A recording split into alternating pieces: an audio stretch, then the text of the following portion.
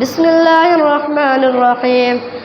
حميم والكتاب المبين إنا جعلناه قرآنا عربيا لعلكم تعقلون وإنه في أم الكتاب لدينا لعلي حكيم أفنضرب عنكم الذكر صفحا أن كنتم قوما مسرفين وكم أرسلنا من نبي في الأولين وما يأتيهم من نبي إلا كانوا به يستهزئون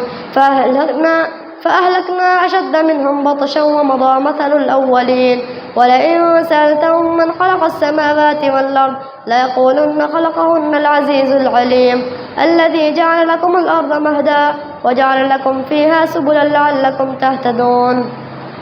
والذي نزل من السماء ماء بقدر فأنشرنا به بلدة ميتا كذلك تخرجون والذي خلق الأزواج كلها وجعل لكم من الفلك والأنعام ما تركبون لتستووا على ظهوره ثم تذكروا نعمة ربكم إذا استويتم عليه فتقولوا سبحان الذي سخر لنا هذا وما كنا له مقرنين وإنا إلى ربنا لمنقلبون وجعلوا له من عباده جزءا إن الإنسان لكفور مبين أم اتخذ مما يخلق بنات وأصفاكم بالبنين وإذا بشر أحدهم بما ضرب للرحمن مثلا ظل وجهه مسودا وهو كظيم أو من ينشأ في الحلية وهو في الخصام غير مبين وجعلوا الملائكة الذين هم عباد الرحمن إناثا أشهدوا خلقهم ستكتب شهادتهم ويسألون وقالوا لو شاء الرحمن ما عبدناهم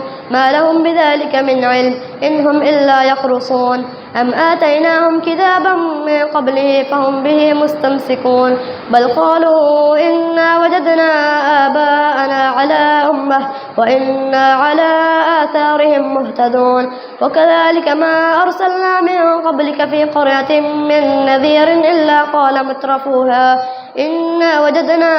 آباءنا على أمة وإنا على آثارهم مقتدون قال ولو جئتكم بأهدى مما وجدتم عليه آباءكم قالوا إنا بما أرسلتم به كافرون فانتقمنا منهم فانظر كيف كان عاقبة المكذبين وإذ قال إبراهيم لأبيه وقومه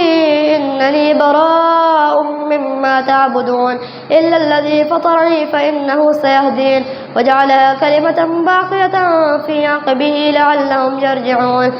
بل متعت هؤلاء وآباءهم حتى جاءهم الحق ورسول مبين ولما جاءهم الحق قالوا هذا سحر وإنا به كافرون وقالوا لولا نزل هذا القرآن على رجل من القريتين عظيم أهم يقسمون رحمة ربك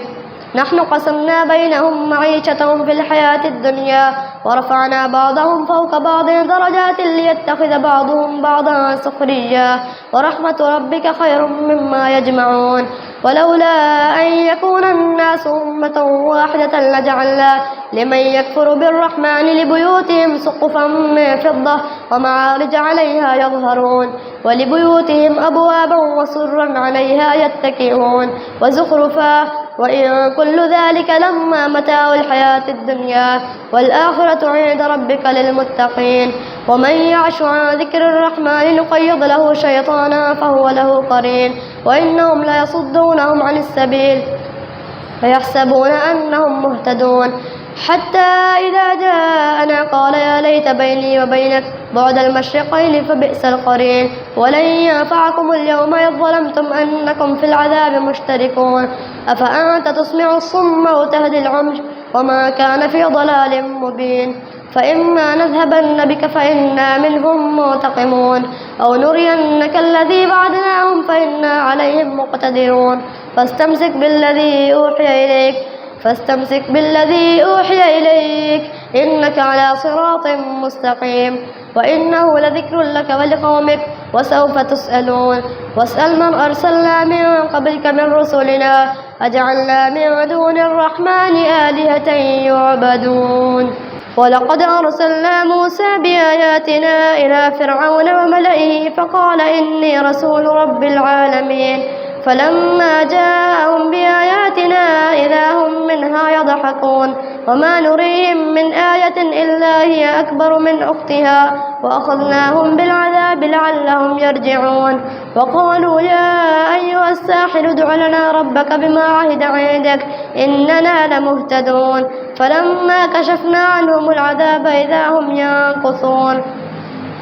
ونادى فرعون في قومه قال يا قوم أليس لي ملك مصر وهذه الأنهار تجري من تحتي أفلا تبصرون أم أنا خير من هذا الذي هو مهين ولا يكاد يبين فلولا ألقي عليه أسورة من ذهب أو جاء معه الملائكة مقترنين فاستخف قومه فأطاعوه إنهم كانوا قوما فاسقين فلما آسفونا انتقمنا منهم فأغرقناهم أجمعين فجعلناهم سلفا ومثلا للآخرين ولما ضرب ابن مريم مثلا إذا قومك منه يصدون وقالوا آلهتنا خير أم هو ما ضربوه لك إلا جدلا بل هم قوم خصمون إن هو إلا عبد أنعمنا عليه وجعلناه مثلا لبني إسرائيل ولو نشاء لجعلنا منكم ملائكة في الأرض يخلفون وإنه لعلم للساعة فلا تمترن بها واتبعون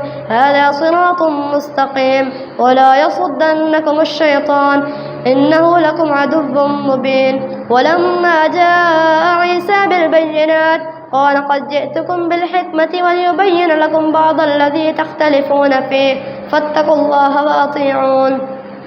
إن الله هو ربي وربكم فاعبدوه هذا صراط مستقيم فاختلف الأحزاب من بينهم فويل للذين ظلموا من عذاب يوم أليم هل ينظرون إلا الساعة أن تأتيهم بغتة وهم لا يشعرون الأخلاء يومئذ بعضهم لبعض عدو إلا المتقين يا عباد لا خوف عليكم اليوم ولا أنتم تحزنون الذين آمنوا بآياتنا وكانوا مسلمين ادخلوا الجنة أنتم وأزواجكم تحبرون يطاف عليهم بصحاف من ذهب وأكواب وفيها ما تشتهيه الأنفس وتلذ الأعين وأنتم فيها خالدون وتلك الجنة التي أورثتموها بما كنتم تعملون لكم فيها فاكهة كثيرة منها تأكلون إن المجرمين في عذاب جهنم خالدون لا يفتر عنهم فهم فيه مبلسون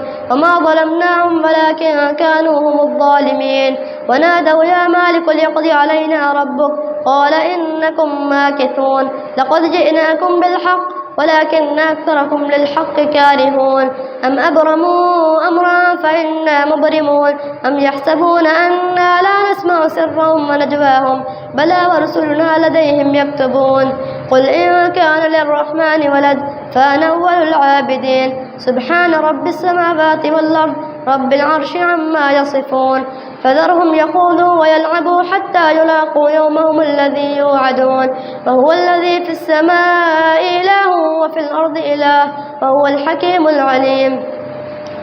وتبارك الذي له ملك السماوات والأرض وما بينهما وعنده علم الساعة وإليه ترجعون ولا يملك الذين يدعون من دونه الشفاعة إلا من شهد بالحق وهم يعلمون ولئن سألتهم من خلقهم ليقولن الله فأنى يؤفكون وقيل يا رب إن هؤلاء قوم لا يؤمنون فاصفح عنهم وقل سلام فسوف يعلمون